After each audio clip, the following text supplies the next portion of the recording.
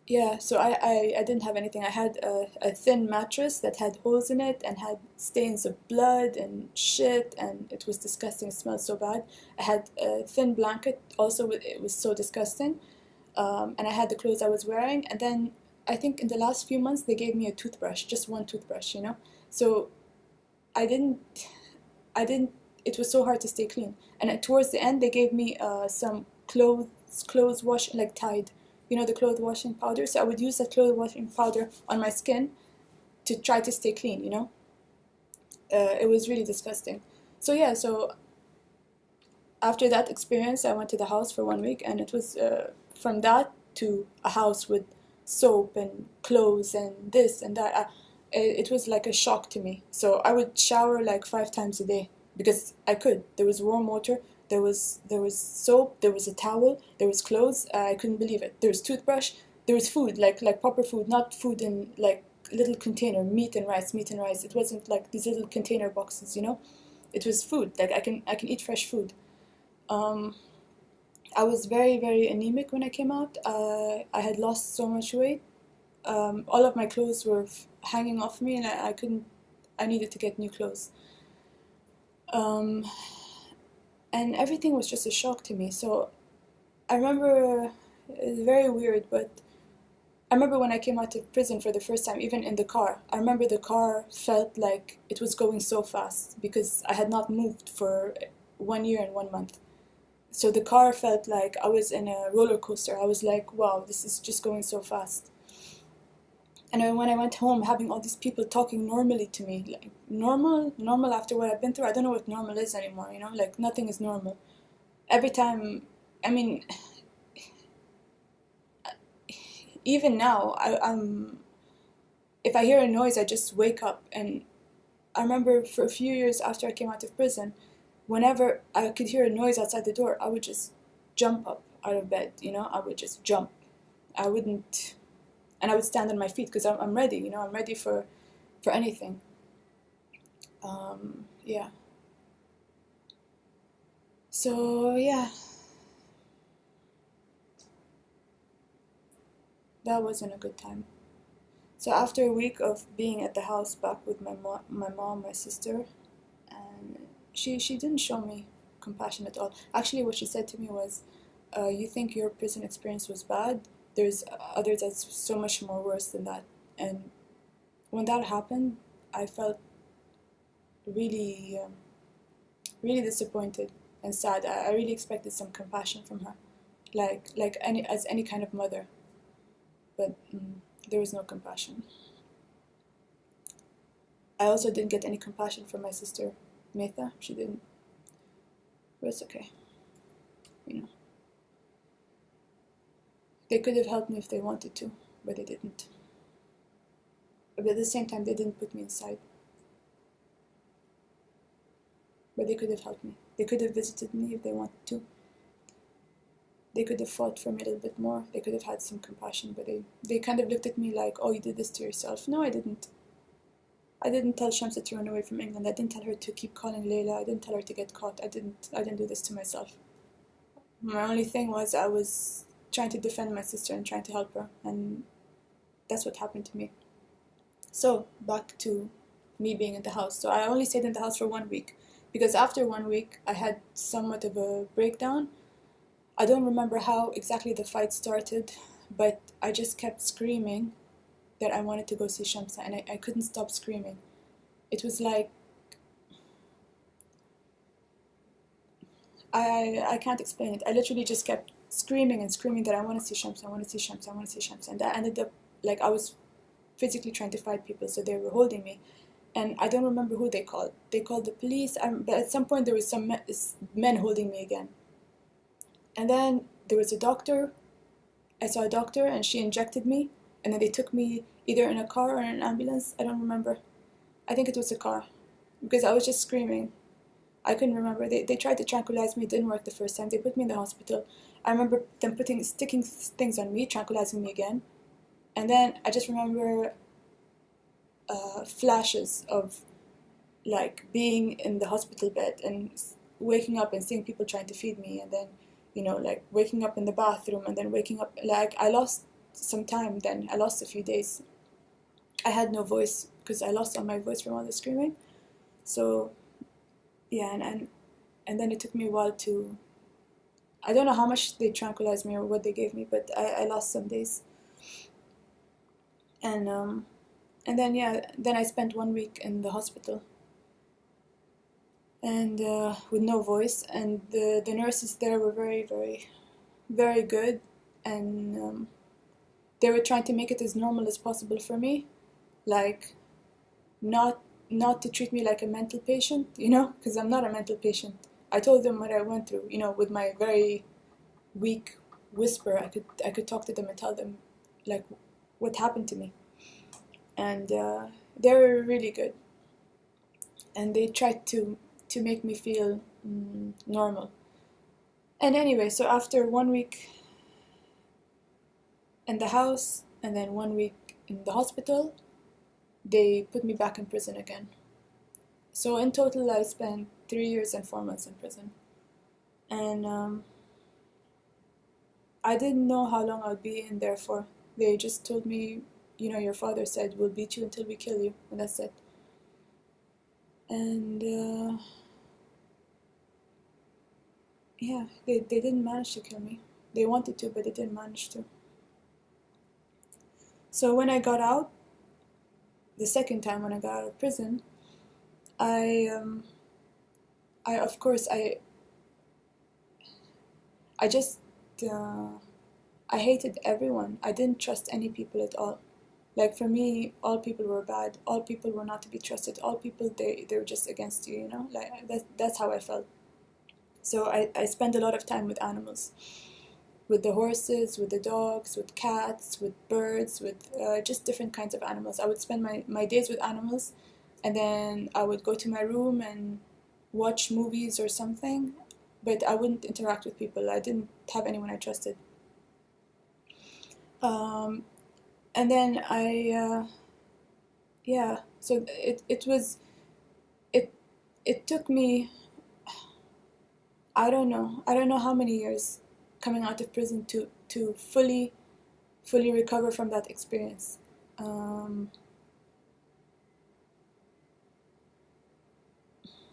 don't know when I started to be more normal. I don't know if I'm normal now. I mean, it's something that really changes you, makes you lose trust in people. The summer of 2017 is when a lot of things changed that kind of pushed me to go. Like, I can't wait any longer for Shamsa to get better so I can take her with me. I realized, this took me almost 10 years to realize that me being here is not helping her at all. I can't help her here. I need to leave.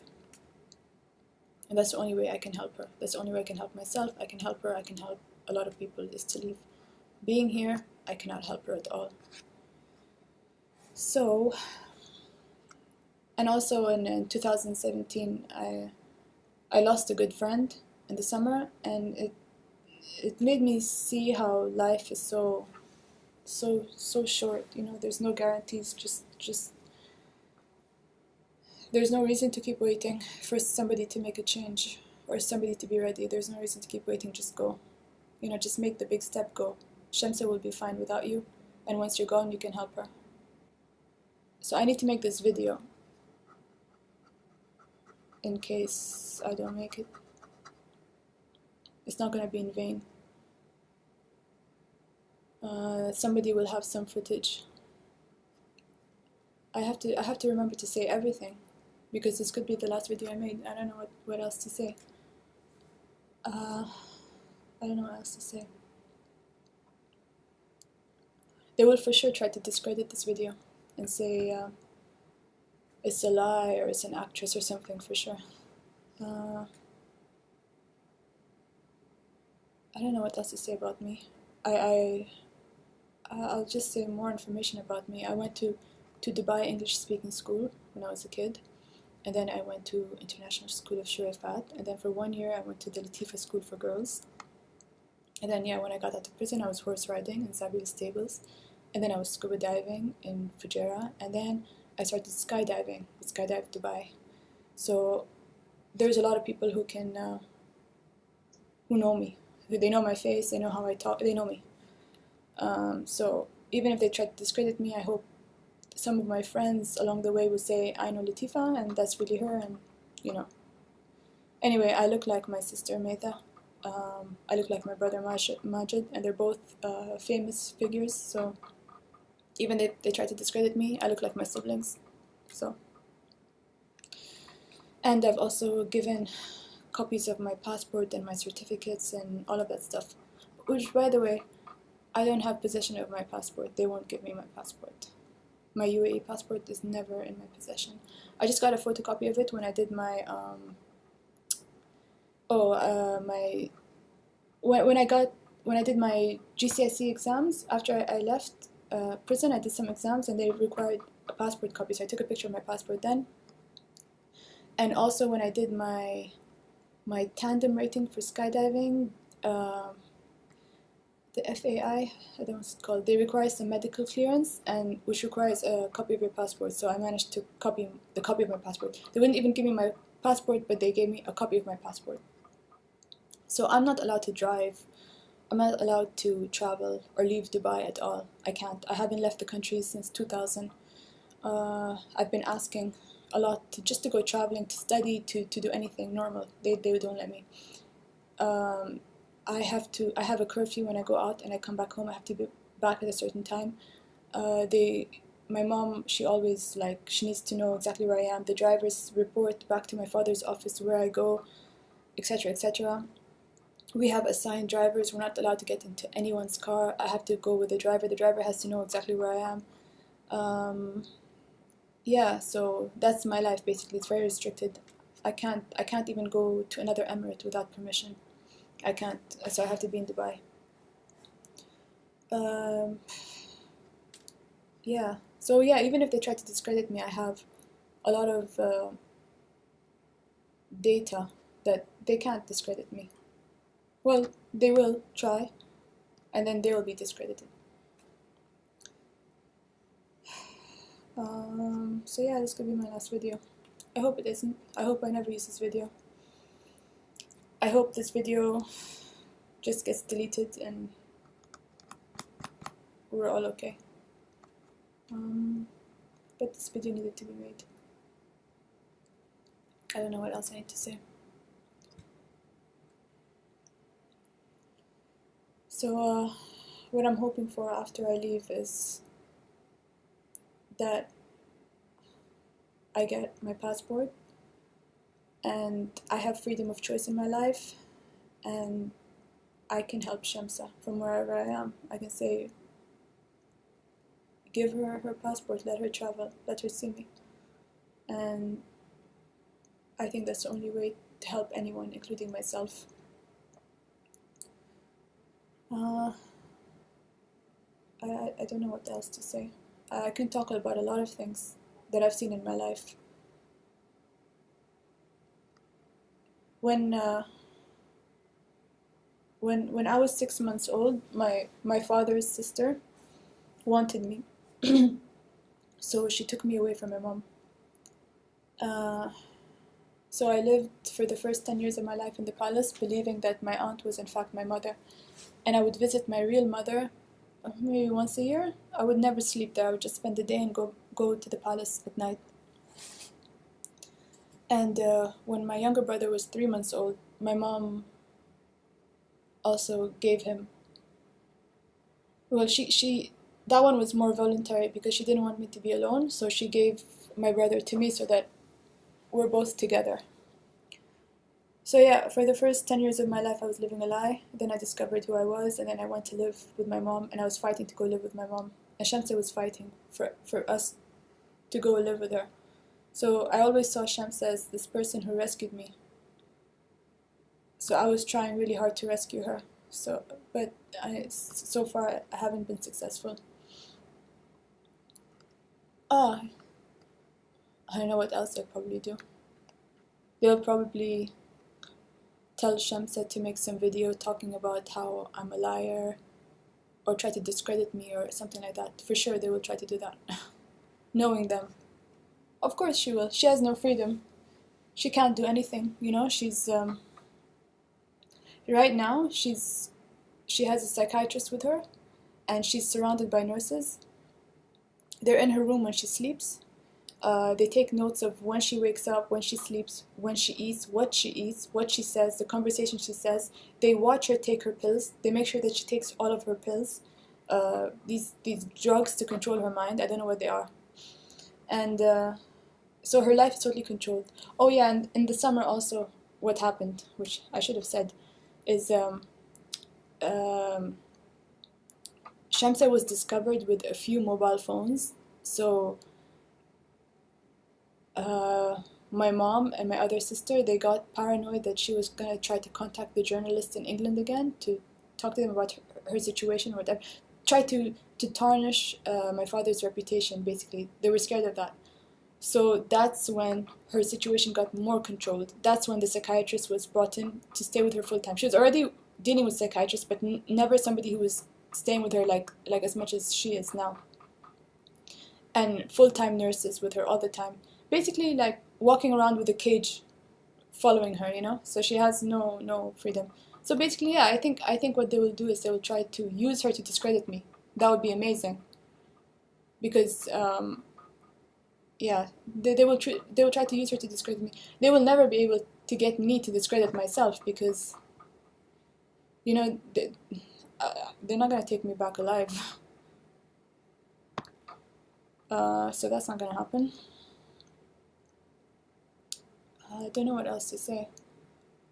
I mean, this has been like a crazy, almost 2 decades already since 2000 it started. We're in 2018 now. It's been really crazy. A lot of people's lives have been hurt. A lot of people tortured. A lot of people lost their lives.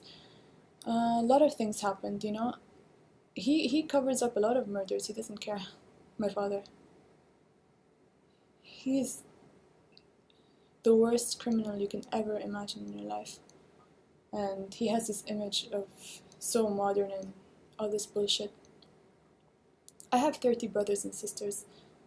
He only puts the pictures and he has this public image like he's a family man. That's all bullshit. He doesn't. It's just PR. He has a son in Lebanon that he never sees. He met him maybe once or twice and he gave him a handshake, you know, when his son came to Dubai. He's neglected, and so many of his kids. He's not a father. He's really disgusting. Really disgusting human being.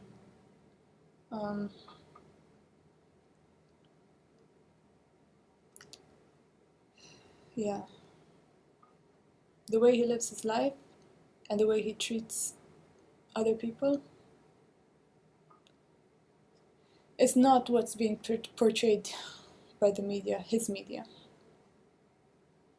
Remember, Dubai, the media is controlled, as is much of the Middle East. I don't know what else to say. I feel like if this thing kills me, or if I don't make it out alive, at least there's a video. It's sad that it's come to this point that I have to make a video, but I have to. I don't know what else to say. I'm trying to think of anything, everything. What else can I say about my life? Don't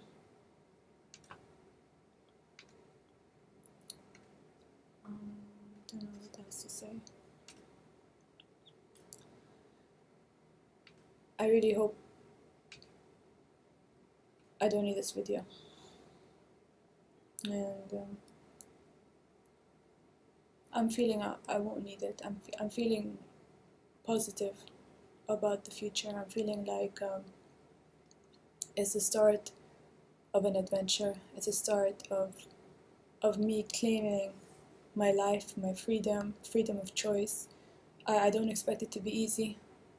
Nothing's easy, but I expect it to be the start of a new chapter in my life, and one where I have some voice, where I don't have to be silenced, and I can talk about myself, I can talk about Shamsa, I can talk about what happened with us, Um,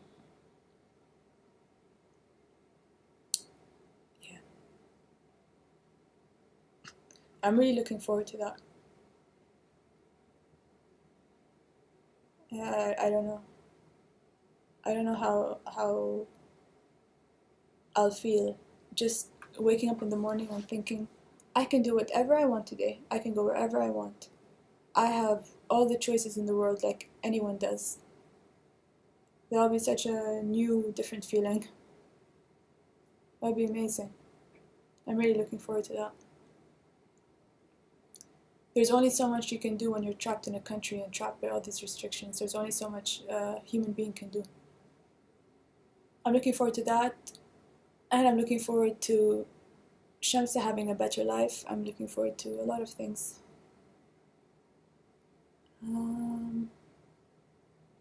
Yeah, I really feel like this is a start of just a new chapter in my life. I have no reason to stay in Dubai at all. I have no reason to come back here. I have people I love, but they can come see me. You know, the people in my family who I care about, my friends, they can come see me wherever I am. And that's also hard because I don't know where I'm gonna be after this. I don't know where I'm gonna be based. I don't know where I can live. I don't know anything. I don't know where I'm going. I really don't know. I know where I'm stopping. I know where I have to be for a while, but I don't know where I'll end up. Which is kind of nice also. I have all the options then, hopefully. Yeah. Did I forget to say anything? What do I talk about? Do I talk about all the murders? Do I talk about all the abuse I've seen? Do I talk about what? I don't know what to talk about. Because that would be a very, very long story.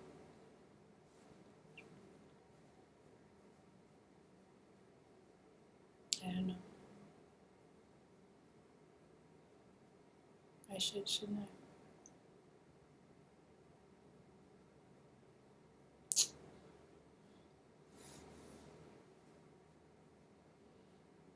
He's responsible for a lot of deaths. He is a major, major criminal. Major criminal. There is no justice here. They don't care. Especially if you're a female. Your life is so disposable. They don't care.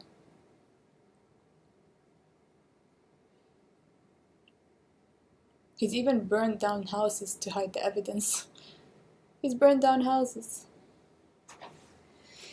He's crazy. I think it's time that he faces the consequences of all the things that he's done in his life. He will. He will definitely face the consequences, no matter what he does to me.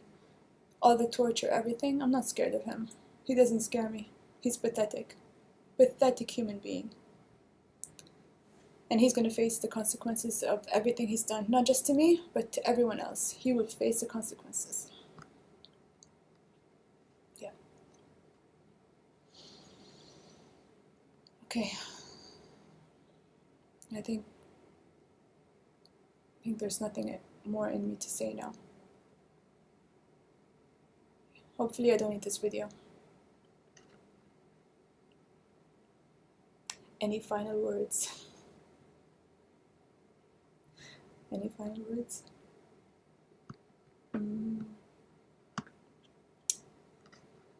Thank you to all my friends and to the people who really care about me, and to the family members who do care about me. You know who you are.